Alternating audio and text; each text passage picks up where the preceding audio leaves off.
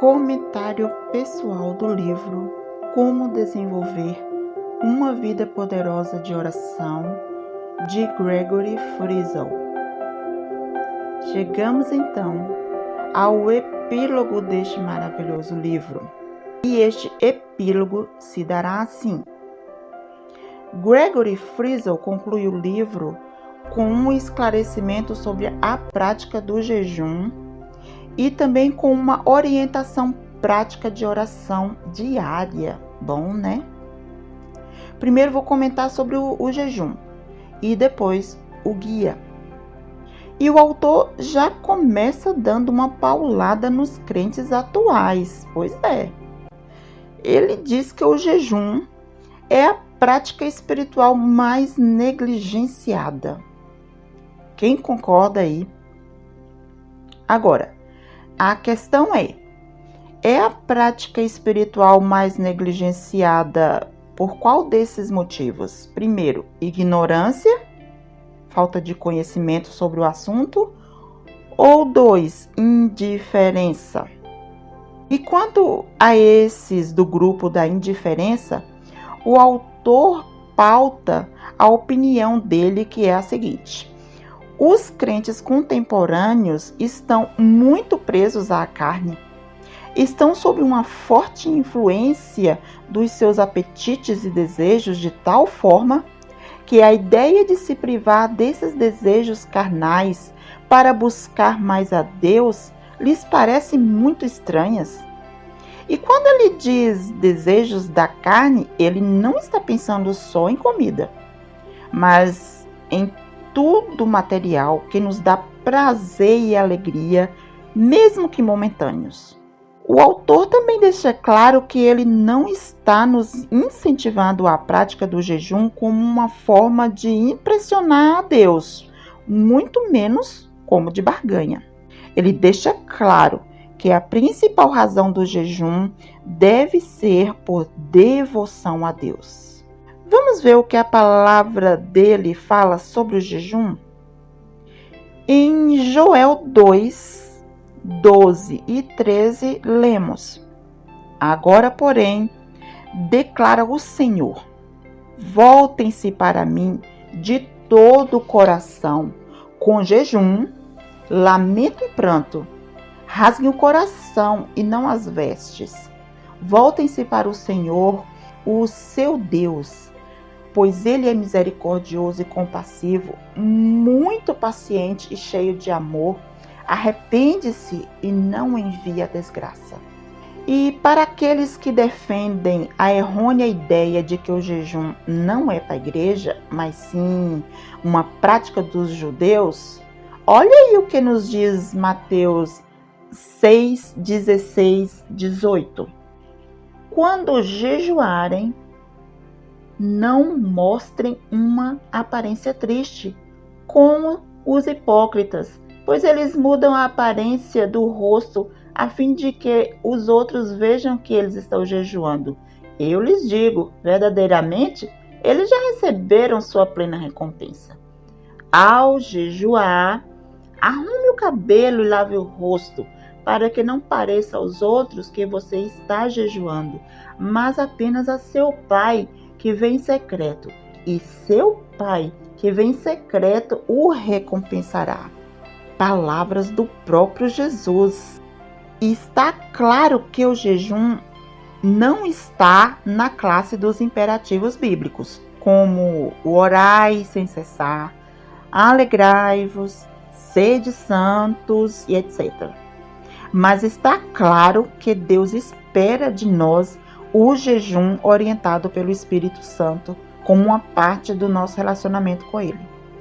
Na minha opinião, amada, o jejum é tão especial, mas tão especial para Deus, que Ele resolveu deixá-lo fora dos imperativos, deixando para ser algo que o seu povo escolhesse praticar pela decisão própria. E eu tenho visto e testificado que aqueles que decidiram praticar o jejum estão experimentando algo a mais nas suas vidas espirituais. tenho visto que Deus não consegue resistir às orações em jejum. Elas mexem muito com ele. Mas do que você está falando, Andréia? Amada. Só você experimentando para saber. Mas uma coisa eu deixo clara aqui.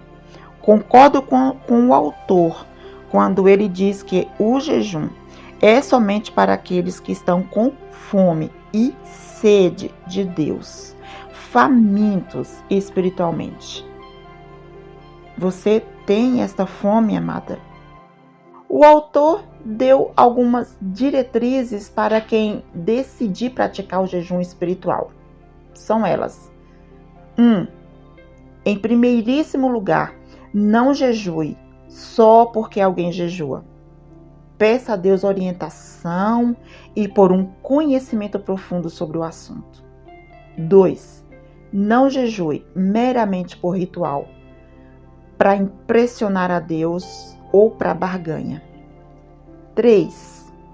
Pergunte a Deus qual é o tipo de jejum que Ele quer que você faça.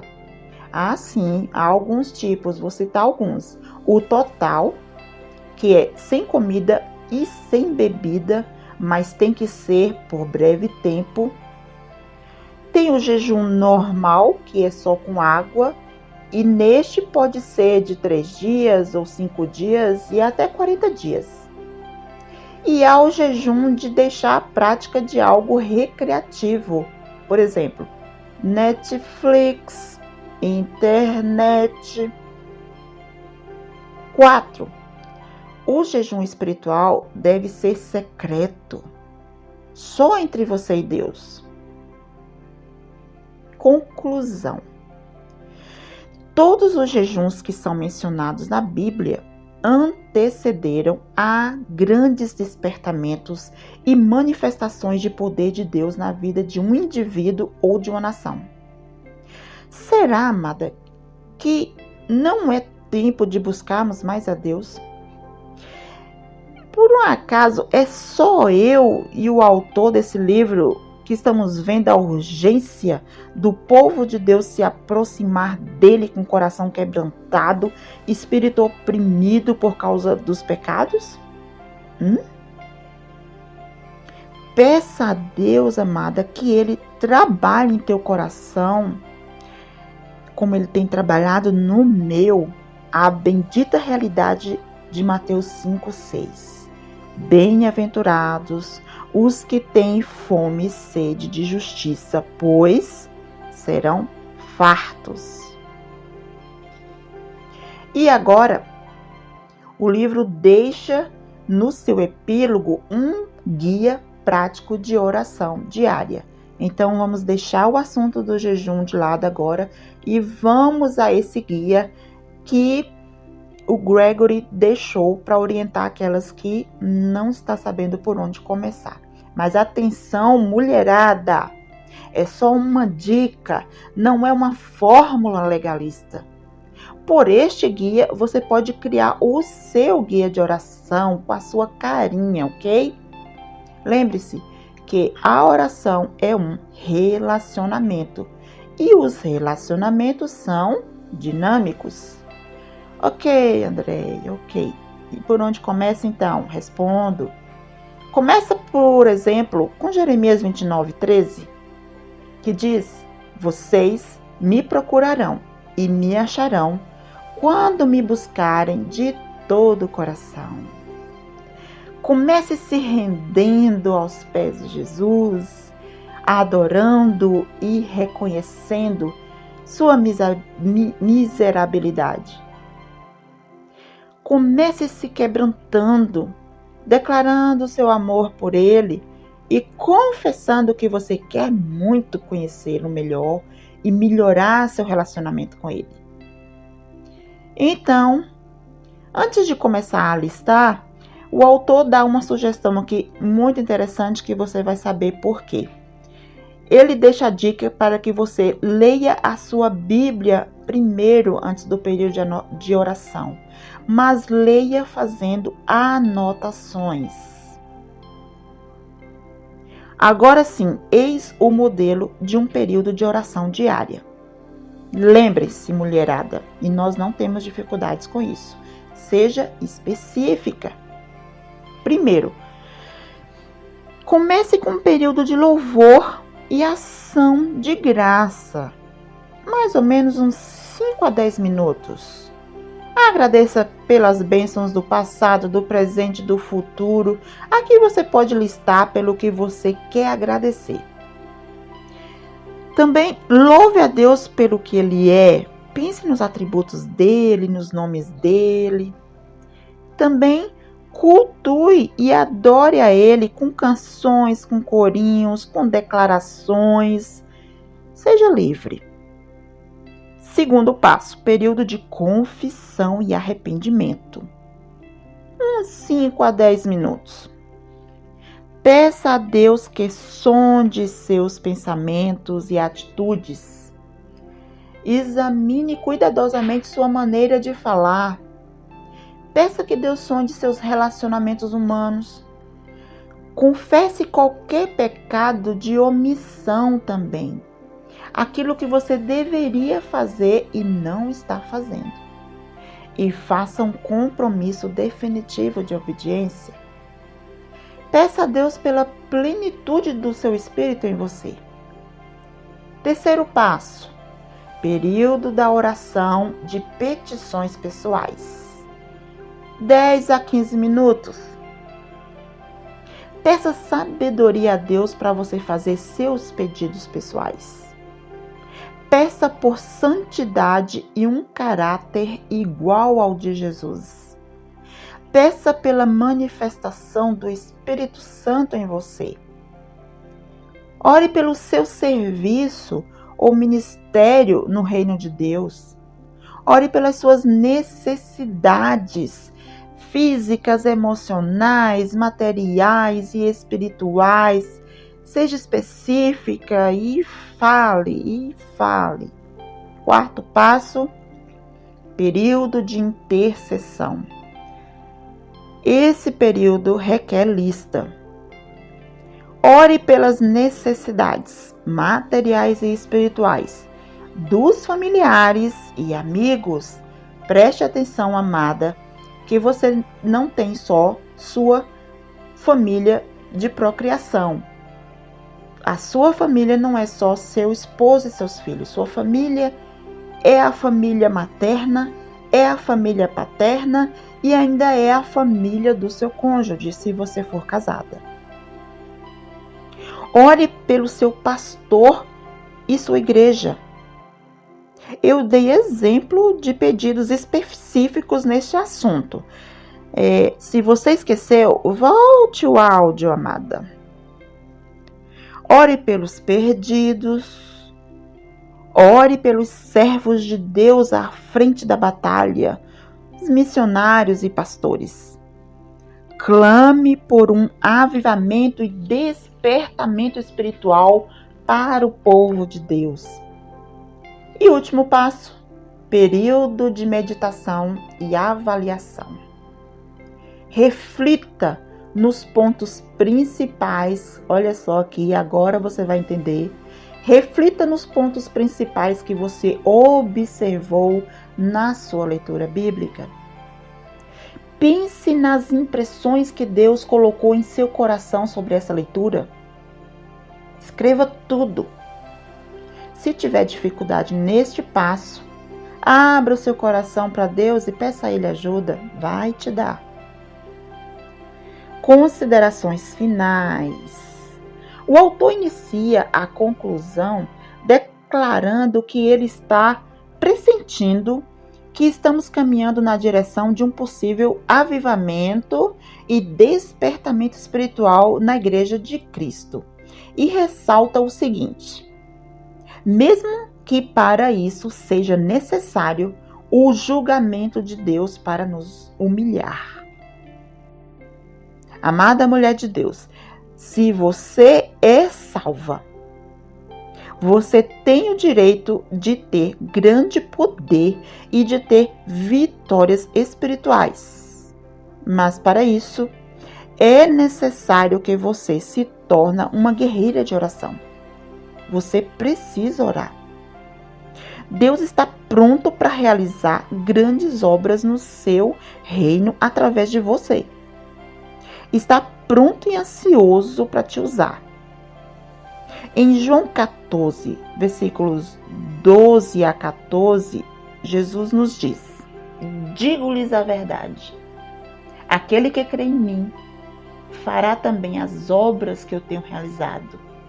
Fará coisas ainda maiores do que estas, porque estou indo para o Pai. E eu farei o que vocês pedirem em meu nome, para que o Pai seja glorificado no Filho. O que vocês pedirem em meu nome, eu farei. Ele está te aguardando, mas ele não te forçará a isto. Ele quer o teu coração, o meu coração, de forma voluntária. Se você ainda não tem este relacionamento com Deus, se você ainda não está experimentando o poder de uma vida de oração com Deus, saiba que você está perdendo e está se privando de experimentar o sobrenatural de Deus e se condenando a uma vida cristã fria, raquítica, sem graça. Porém, se você chegou até aqui ouvindo esse audiobook, eu julgo de cá que você está interessada em consertar isso. Ainda está em tempo, amada. Siga agora o conselho de Tiago, sejam praticantes da palavra e não apenas ouvintes, enganando-se a si mesmos. Agora é com você. O que você vai decidir depois de todo esse conhecimento que Deus te deu? Lembre-se, não se contente com pouco, espiritualmente falando. Se você já se acha abençoada e poderosa espiritualmente, saiba, são só migalhas o que você tem. Vai por mim. Não se conforme com isso. Comprometa-se hoje junto comigo, amada, em melhorarmos nossa vida de oração, nosso relacionamento com nosso Deus. E o que você terá em troca está dentro do que é incalculável e imensurável. Aquele que é capaz de fazer infinitamente mais do que tudo o que pedimos ou pensamos, de acordo com o seu poder que atua em nós. Efésios 3:20. Então, você não quer ver isso? Você não quer experimentar isso? Eu quero. E se você aí do outro lado disse também, eu também quero, Andréia. Amém. Então, vamos orar juntas.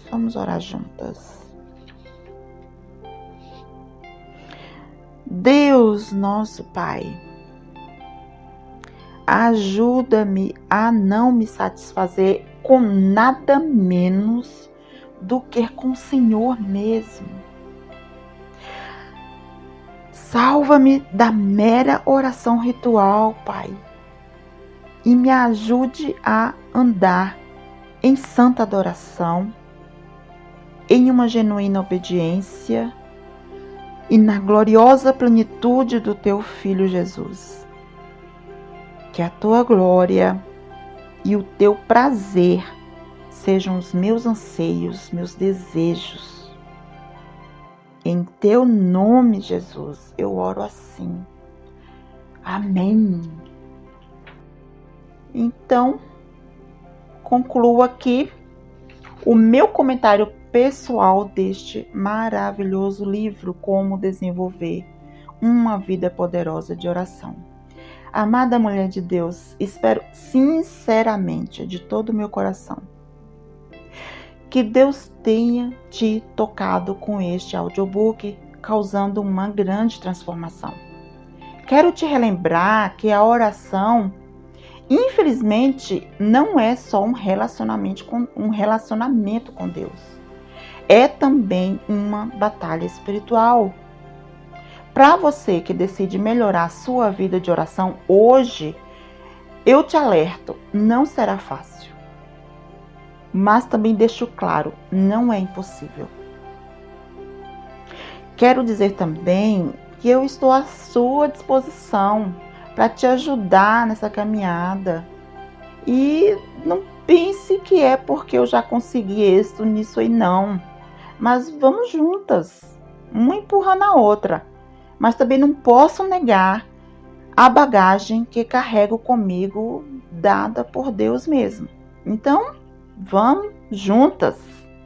Que o nosso Deus, nosso bondoso Deus, te abençoe ricamente, ricamente. Um forte abraço, beijinho no coração e até ao próximo audiobook. E se este material te ajudou, foi bênção na tua vida, compartilhe, divida a bênção. Com isso você está sendo uma bênção na vida de alguém e uma colaboradora deste ministério.